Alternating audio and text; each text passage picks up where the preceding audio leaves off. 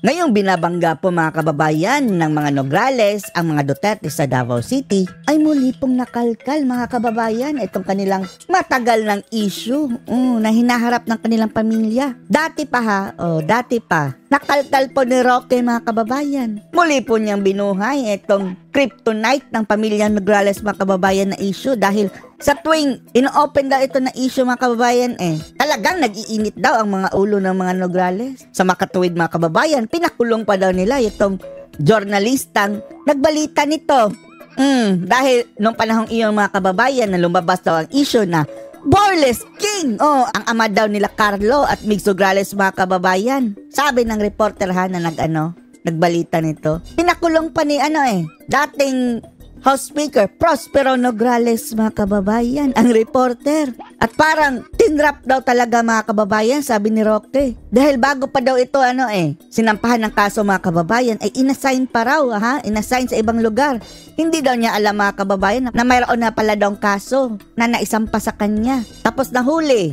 At siguro mga kababayan, nakapiyansa. Pero ang nakakapagtaka po dito mga kababayan, doon na po raw sa parteng critical na yung supposedly tatayo na sa witness stand pa siguro ang etong reporter mga kababayan ay biglang hindi raw sumipot mga kababayan. Hindi nakadalo sa mga hearing. Sabi dito sa balita sa mga artikulo po yan mga kababayan. At na-trial siya in absento. Nahatulan siya mga kababayan nang wala po siya doon. Walang presensya ng kanyang sarili. Ang defendant. Kaya nahatulan guilty at nahuli mga kababayan, nakulong ng 2 taon. And then later on, nilaban ni Roque sa UN, United Nations. At nanalo at napilitan pong i-atras ni mga kababayan Nograles ang kaso dahil sa regional, papunta pa sa Court of Appeal. Pero gayon pa man mga kababayan, matinding dagok po raw ito sa pamilya Nograles itong sinasabing Borles King scandal ng kanilang ama na si Prospero, dating House Speaker daw di umano mga kababayan. Na ang sabi base sa binalita ng reporter na nakita daw ito si Boy Nograles na hubot-hubad daw sa isang hotel mga kababayan kasama ang kanyang kabit. Dahil dumating daw ang asawa ng babae nakabit daw ni Nograles sa hotel at nagsitakbuhan daw mga kababayan sa hallway ng hubot-hubad. Borles King, sabi ng reporter mga kababayan na siya namang sinampahan ng kasong libel ni Nograles at nahatulang guilty dahil hindi dumalo sa korte mga kababayan sa ewan na nating kadahilanan. Pero ang isa niyang reporter mga kababayan, dalawa ang reporter po ang kinasuhan, absuelto. Dahil dumalo pero yung isa ewan na natin kung bakit hindi nakadalo. Panoorin po natin ang sinabi ni Roque Pero bago po yan mga kababayan, gusto po lang natin pasalamatan itong napakabait natin na viewer from Australia. Si Ma'am Kitty Chan Gonzalez. Thank you so much po, Madam. Narito pa ang video. Exciting na eleksyon dyan sa syudad ng Davao. Nabalitaan nyo na ngayon na ang dating Presidente Rodrigo Roa Duterte ay babalik sa politika, tatakbo muling bilang alkalde ng Davao, kalaban ang dating Cabinet Secretary at saka dating Civil Service Commission Chairman Carlo. Na si Carlo. Well, unang-una ako po hindi fan ng pamilyang Nograles at vice versa.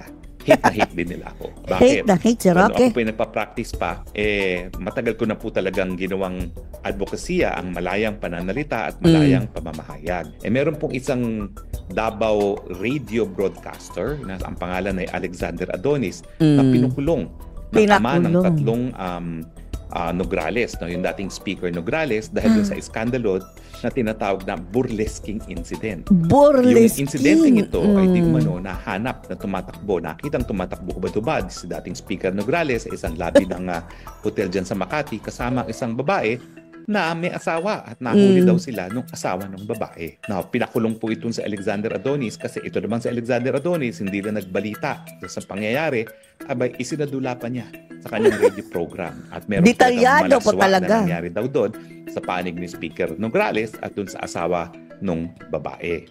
Ano bang laban ng isang reporter sa isang House Speaker mga kababayan? Ipagpalagay na lang natin ngayon na parang si Tambaloslos tapos yung pinakulong niya ay ka-level ni Percy Lapid. Ganyan.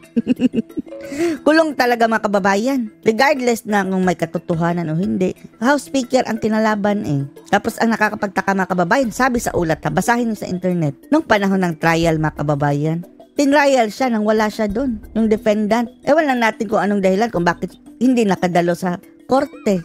Kaya hinatulang guilty. Pero in any case, siyempre, dahil ako po ay naniniwala na ang pagkakakulong bilang parusa sa libel ay labag sa karapatan ng malayang pananalita, tinulungan ko po si Alexander Adonis. No? Tinawagan po ako ng National Union of Journalists of the Philippines at doon ko nga po nalaman na, meron palang Davao broadcaster na pinukulong ng dating House Speaker at sabi ko, siyempre, ito ay isa na naman pagkakataon para idulog ang legalidad ng criminal libel doon sa tinatawag na UN Committee on Human Rights. No? So ang sabi ko, sige, tatanggapin ko yung kasong yan. Nakipagkita ko kay Alexander Adonis. Kinulong na siya noon sa Davao Penal Colony. Tinuntahan ko siya at sinabi ko, hindi... Pero napalaya na po ha, mga kababayan, later on si Adonis. 2 years ata mga kababayan. 2 years after Radio Man na jailed in Borles King case, now free. Na mapapalaya dahil dito sa gagawin natin, pwede naman nating itong kaso mo ay maging dahilan para wala ng ibang periodista at mga mamamahayag ang makukulong dahil sa libel. So pumayag po siya. Now, in any case, napansin ko po na pati yung proseso dahil House Speaker nga si Speaker Nograles ng mga panahon na yon ay makapangyarihan. Napakabilis naman nung pagsasampa ng kaso at pagdedeklara na guilty itong si Alexander Adonis. Yan talaga mga kababayan. Ang hustisya ay para lang sa mayaman dahil gagamit ng kapangyarihan eh. Ang nangyari po kasi, syempre dahil speaker yung nagreklamo, in-assign po sa ibang lugar itong si Alexander Adonis. So hindi po niya nalaman na meron na palang demanda sa libel sa kanya, nahuli na lang siya sa pamamagitan ng isang warrant of arrest at dire-diretso na po yung kanyang mga paglilitis. Anyway, so pero mayroon pong artikulo mga kababayan na trial in absentia. Dahil pwede kang mga kababayan piyansa habang sinasampahan ka ng kasong libel at mayroong trial. At sabi dito sa artikulo andyan yan sa internet mga kababayan na Adonis, who had gone missing in the critical phase of the trial, was tried in absentia. Tinrial kahit wala. He was nowhere to be seen when the sentence was handed down. Bakit naman?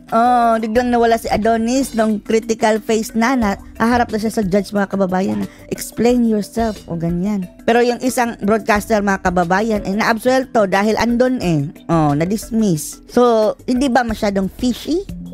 Pagi po tayo. Nagkaroon po ng desisyon ang Human Rights Committee ng United Nations at ang sabi ng United Nations Committee on Human Rights, labag ang criminal libel sa kalayaan ng malayang pananalita at malayang pamamahayag. Well, nakakalungkot po na hanggang ngayon, hindi pa sinusunod ng gobyerno yung desisyon na yun. Kasi yung desisyon ay bayaran ng danyos, perwisyo si Alex Adonis para dun sa panahon na siya ay nakulong. Bayaran niyo si Adonis ang danyos. At pangalawa, kinakailangan i-decriminalize ang libel. Ang posisyon ng gobyerno, yung mga decision daw ng Human Rights Committee, bagamat tayo po ay pasapi ng optional protocol to the International Covenant on Civil and Political Rights na kinikilala ang jurisdiction ng Human Rights Committee, ay directive or hindi po mandatory ang decision ng Human Rights Committee. Pero sa akin po, totoo po yan, hindi mandatory, pero ito po ay opinyon ng mga pinakadalubhasang eksperto sa larangan ng karapatang pantao. So kung talaga tayo ay naninindigan sa ating obligasyon bilang isang estado sa karapatan ng malayang pamamahayag, dapat napatupad na natin yan.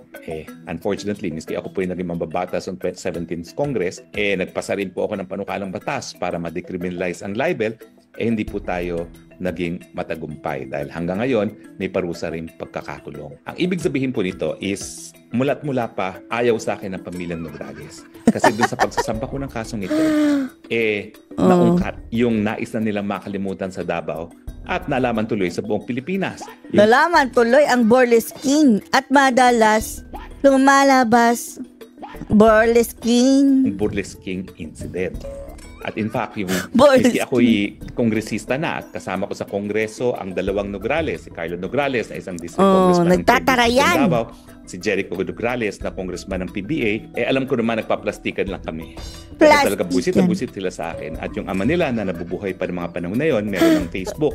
Walang kinuha kundi siraan ako talaga ng siraan sa Facebook. Kaya ako naman, dahil nga tayo na nanindigan sa malayang pananalita, eh sige, magsalita kayo na magsalita. Ang akin naman, hindi naman nakamamatay ang pananalita. So ako ngayon, maski ako'y pula ng pula at anong ibato sa akin, lahat ng pinakamasasama binabato sa akin. Bahala kayo sa mga buhay Diyos dahil ako'y madaldal, may karapatan din kayong dumaldal. At iniimo ko na sa taong bayan kung anong paniniwalaan nila. Pero Maganda naman yun, di ba? alam nyo ba, galit na galit sila sa akin.